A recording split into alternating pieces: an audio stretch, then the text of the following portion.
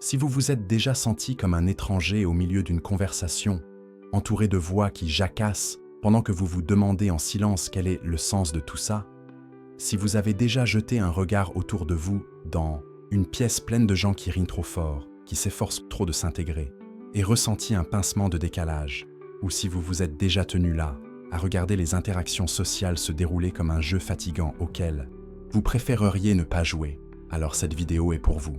J'y suis passé, plus de fois que je ne peux les compter, en sirotant un café à une table remplie de bavardages futiles, mon esprit dérivant vers des questions que personne d'autre ne semblait poser.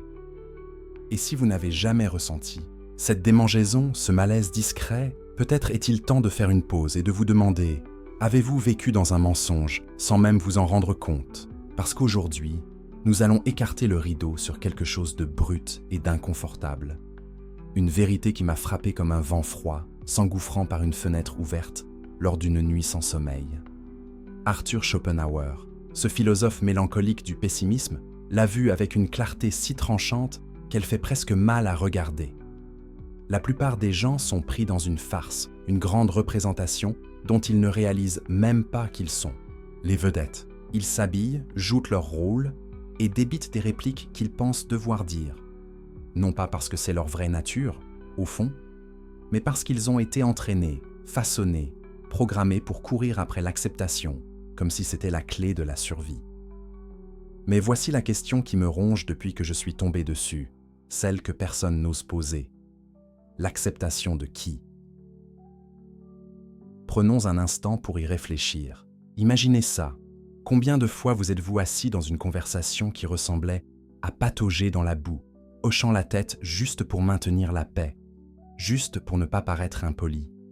Combien de fois avez-vous forcé un rire face à une blague qui ne vous amusait même pas, la gorge serrée par l'effort? Combien de fois êtes-vous reparti d'un échange social en ayant l'impression d'avoir cédé un morceau de vous-même, votre temps, votre énergie, vos vraies pensées, pour le prix de l'appartenance? Je me souviens d'une nuit, il y a des années, chez un ami, dans une fête bondée. La musique hurlait, l'air était lourd d'une gaieté forcée, et moi, je restais là, un verre à la main que je ne voulais pas, souriant à des histoires qui m'indifféraient. À l'intérieur, je hurlais de partir, de retrouver le calme de mon propre espace, mais je suis resté. Pourquoi? Parce que sortir, c'était comme admettre que je ne collais pas au décor. Et maintenant, en y repensant, je tourne en rond autour de la même question brutale. À quel prix? Qu'ai-je abandonné cette nuit-là, et toutes les nuits semblables, juste pour suivre le mouvement? Schopenhauer ne mâchait pas ses mots. L'intelligence et la vie sociale sont en guerre. Plus votre esprit est aiguisé, moins vous adhérez à la mascarade. Pas parce que vous vous sentez supérieur, mais parce que vous ne pouvez pas ne pas voir ce qui est sous vos yeux. Vous repérez les masques que les gens portent, les mensonges polis qu'ils appellent courtoisie, les fondations fragiles d'un monde où chacun quémande un signe d'approbation de quelqu'un d'autre. C'est comme se réveiller dans une pièce de théâtre où tout le monde lit le même script usé et vous êtes le seul à avoir perdu vos lignes. Le plus effrayant, vous réalisez que la plupart des gens ne veulent pas voir. Ils préfèrent garder les rideaux tirés plutôt que d'affronter la scène sur laquelle ils jouent. La société est construite ainsi, non? C'est une machine conçue pour vous garder distrait, à défiler, à discuter, à consommer, pas pour vous faire réfléchir. Je l'ai appris à mes dépens, assis seul un soir après avoir esquivé encore un autre, incontournable rendez-vous entre amis. Le monde dehors. Ma fenêtre vibrait de bruit, klaxons, cris des voisins, bourdonnement de téléphone. Et moi, je suis resté là, laissant le silence s'installer. C'est là que ça a fait tilt. Pensez trop, et les fissures apparaissent, vite. Vous commencez à voir que la plupart des relations sont superficielles, maintenues par l'habitude ou la commodité, pas par la profondeur.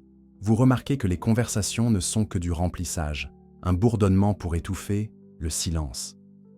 Et cette pression incessante pour s'intégrer. Ce n'est pas de la connexion, c'est du sabotage, une érosion lente de ce que vous pourriez être. C'est là que ça fait mal. Si vous êtes assez malin pour saisir ça, vous êtes aussi assez malin pour sentir le poids que ça traîne derrière. Plus vous pensez, moins vous vous intégrez. Les gens le ressentent, ils perçoivent que vous ne surfez pas sur la même vague de pensée collective, que vous n'applaudissez pas au même refrain fatigué. Je l'ai vu dans leurs regards, cette lueur d'inconfort quand je ne me lance pas dans les potins, ou que je ne feins pas l'enthousiasme pour des plans que je préférerais zapper. Ce n'est pas que je cherche à me démarquer, c'est que je ne peux plus faire semblant. Et ça dérange, parce qu'en étant juste là, en ne jouant pas le jeu, vous êtes une fissure dans leur bulle. Schopenhauer l'a cloué. La solitude est le destin de tous les grands esprits. Mon Dieu, ça tape fort. On nous élève avec ce conte de fées que le bonheur est là dehors, dans la foule, dans des amis qui vous comprennent, dans des cercles sociaux pleins à craquer, dans cette douce lueur d'appartenance. Mais que se passe-t-il quand vous grattez la surface et trouvez que c'est surtout vide? Que se passe-t-il quand vous faites le compte de ce que coûte l'intégration et réalisez que c'est votre feu, votre tranchant, votre vrai moi que vous échangez? Pour moi, ça a commencé petit. Un non discret à une sortie, un appel esquivé que je n'avais pas envie de prendre. Je me retrouvais seul, me demandant si j'étais cassé, si j'avais repoussé tout le monde pour de bon. La solitude rongeait au début, une douleur sourde que je ne pouvais pas secouer. Mais ensuite, quelque chose a bougé. J'étais affalé sur mon canapé. Pas de voix, pas de notification, juste le ronron de mes propres pensées. Et ce n'était plus une punition. C'était la liberté. Dans ce calme, j'ai trouvé ce que la société passe son temps à cacher, la paix intérieure.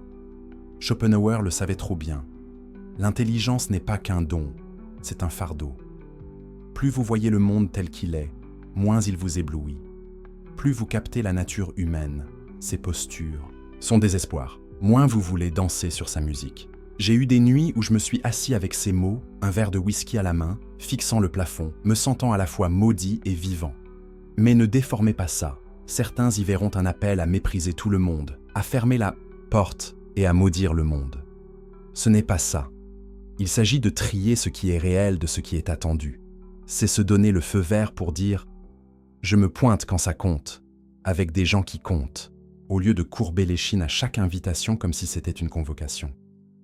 La vraie intelligence n'a pas besoin d'ovation, elle se suffit à elle-même. Je l'ai appris après une longue période à dire oui quand je pensais non, jusqu'à ce qu'un jour, je m'arrête. J'ai quitté un dîner en plein milieu d'une phrase, laissé le bavardage sur rien, et l'air dehors m'a semblé la première bouffée que je prenais depuis des années. Voici le tournant qui me sidère encore.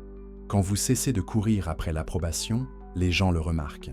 Ils voient que vous ne vous battez pas pour une place, que leur aval ne vous fait ni chaud ni froid, que vous ne vous écroulez pas si la liste des invités vous oublie. Ça les déstabilise. La plupart sont câblés pour réclamer les projecteurs, chaque mot, chaque publication, une supplication pour être vu. Mais vous, en quittant ce manège, vous devenez autre chose, un mystère, une ombre qu'ils ne peuvent pas cerner. Ça les effraie, bien sûr, mais ça les attire aussi. Moins vous vous souciez de leurs applaudissements, plus vous pesez lourd. J'ai senti ça, de vieux amis revenant, curieux, après que j'ai cessé de me pointer. La liberté n'est pas bruyante, c'est ce moment calme où leur jugement cesse de secouer votre cage. Alors, quand quelqu'un, peut-être, votre mère, peut-être un collègue, se penche vers vous et dit « Tu devrais sortir plus, être plus sympa, être normal. » Gardez ça près de vous. Ce n'est pas vous qui déraillez. Vous avez juste entrevu ce qui est réel, et la plupart ne peuvent pas l'encaisser. J'ai eu cette conversation une fois, autour d'un café tiède, avec quelqu'un qui voulait bien faire. Il ne comprenait pas pourquoi je préférais lire plutôt que m'agiter. Mais cette nuit-là, seul avec mon livre, j'ai trouvé plus de vérité dans ces pages que dans un an de bonjour forcés. Ça s'approfondit encore. Une fois que vous réalisez que vous n'avez pas besoin de leur validation, une fois que vous sentez vraiment à quel point tout ça n'est que du théâtre, vous commencez à entendre le silence. Pas le vide, mais celui qui vous accompagne, solide et sûr. C'est votre complice, et ça fait peur aux gens. On étouffe dans le bruit, des fils interminables, des débats inutiles, des nouvelles taillées pour vous provoquer.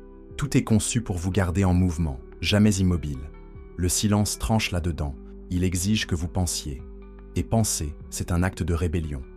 J'y ai plongé, tard la nuit, sans écran, sans son, juste moi et l'obscurité. C'est là que les vraies choses se passent, là où vous vous faites face, sans filtre. Schopenhauer l'a vécu.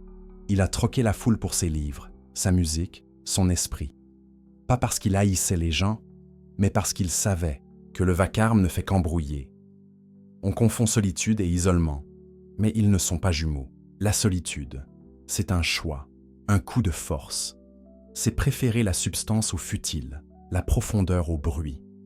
L'isolement, c'est la malédiction, la douleur de vouloir entrer et de taper un mur.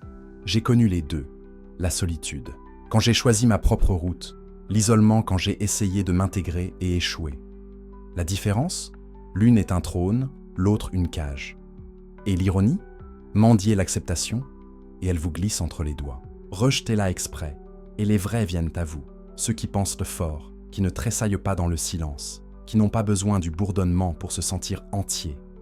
L'histoire en regorge, Da Vinci griffonnant seul, Newton esquivant les bavardages, Tesla perdu dans ses câbles. Antisociaux ? Non. Juste trop occupés avec ce qui comptait pour gâcher leur souffle en futilité. Ils étaient bizarres parce qu'ils ne pliaient pas au scénario. La vie sociale, c'est une chaîne de montage. Soyez aimés, fondez-vous, craignez la solitude. Mais personne ne dit que la plupart des groupes ne sont que de la solitude déguisée ou que les esprits les plus aiguisés s'épanouissent quand le volume baisse. Certains pensent que la réponse, c'est tout larguer, devenir ermite, couper les ponts. Mais ce n'est pas le coup à jouer.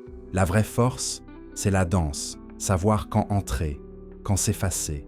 C'est rôder dans le calme quand le bruit culmine, puis frapper fort quand il le faut. Pensez aux maîtres d'échecs. Ils n'annoncent pas leur stratégie. Ils jouent et vous le sentez après.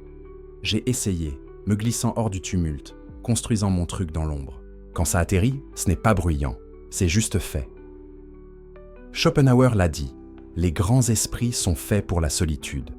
Pas une peine, mais un avantage. Dans cet espace, vous bâtissez quelque chose qui dure. Les autres, ils sont bouclés dans la dépendance. Chaque like, chaque partage, une bouée pour prouver qu'ils sont là. Mais si votre pouls dépend de leur écho, vivez-vous vraiment ou n'êtes-vous qu'une ombre ? J'ai vu des amis poster leur vie à l'infini, pêchant une étincelle. Moi, j'ai arrêté de vérifier l'appât. La liberté, ce n'est pas le chaos, c'est ne pas avoir besoin de leur feu vert pour chasser ce qui vous brûle. C'est s'asseoir en silence, sans gratter pour combler le vide. Vous n'y arrivez pas ? Vous êtes le prisonnier du bruit. Schopenhauer s'est écarté non pour bouder, mais pour voir clair. Dans le silence, vous trouvez votre voix. Si vous êtes encore là, vous l'avez senti. Ce tiraillement que le manège social est un mirage, que la croissance se fait dans le murmure. Allez-vous l'attraper ? Parce qu'une fois que vous le faites, c'est fini. Les bavardages deviennent une corvée. S'intégrer, c'est trahir. La solitude n'est plus une exil, c'est une couronne pour les solides. Vous ne pouvez plus jouer l'ancien jeu, avaler le creux. C'est un bord de falaise, terrifiant, car la plupart se rapetissent pour être aimés, éteignent leurs arêtes pour ne pas secouer le bateau. Mais vous en avez fini avec ça. La vie, ce n'est pas se caser, c'est ce qui chante dans vos os et le cran de le suivre, seul s'il le faut. Et la partie folle, plus vous êtes vrai, plus vous attirez. L'authenticité, c'est un oiseau rare, tous la veulent, peu la risquent. Ceux qui le font, qui lâchent le script, ce sont eux qu'on suit, pas par calcul, mais parce que la liberté brille dans le brouillard. Je l'ai vu, dites non au bruit. Et les curieux reviennent, aimantés par le réel. Alors, et maintenant, vous pouvez hausser les épaules, glisser dans la comédie, vous tordre pour rentrer dans le moule. Ou vous pouvez prendre le chemin, dur, assumer que la plupart ne vous capteront pas et que vous n'en avez pas besoin. Il y a deux camps, ceux qui plient et ceux qui se découvrent. La plupart choisissent la sécurité. Les rares marquent le monde. Vous, qui êtes-vous ? Si ça vous a percuté, laissez le silence. C'est la puissance, en bas. Ceux qui le sentent sont prêts à réécrire le jeu. Si ça a nommé quelque chose que vous portiez en silence, restez dans le coin. On ne fait que commencer. À la prochaine.